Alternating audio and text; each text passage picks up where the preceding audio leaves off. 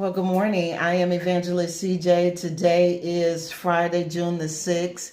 I am so grateful to be able to arise and open my eyes this morning. And if you're watching this video, then you should do the same. I want to share something with you really quickly this morning that the Lord laid on my heart that was extremely powerful to me. Don't you dare get discouraged in your 6th hour. Well, what do I mean by that? So Jesus had commanded the disciples to pick up their cross basically and follow him. And in their obedience, they followed him. Jesus never asked them what were their issues, what were they going through. And I'm sure life was lifing for them as the same with us. But Jesus knew that he was on an assignment that God has given all of us throughout the earth, which is the Great Commission to make disciples indeed. And so these disciples began to walk with Jesus and follow him. And so they became more so not just friends, but they became family. But they were so focused on themselves and what they had going on. But Jesus was always with them. He never forsook them.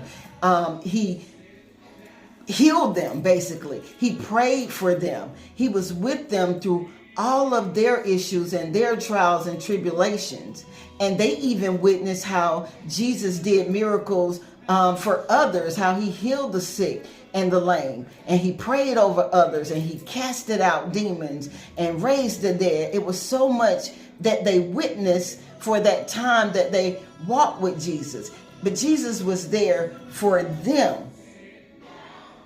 And so don't miss this, and don't get discouraged in your 6th hour when it seems like you've been there for everybody else.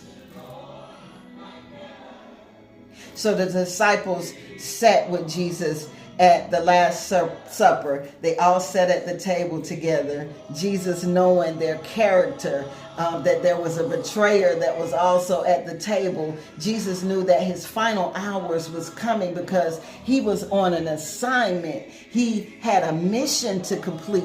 And while they sat at the Last Supper and they supped with him, they began to debate and argue who was the greatest among them. They were so focused and concerned about themselves after Jesus had done so many things for them. They began to argue about who was the greatest among them when Jesus was getting ready to face his greatest pain.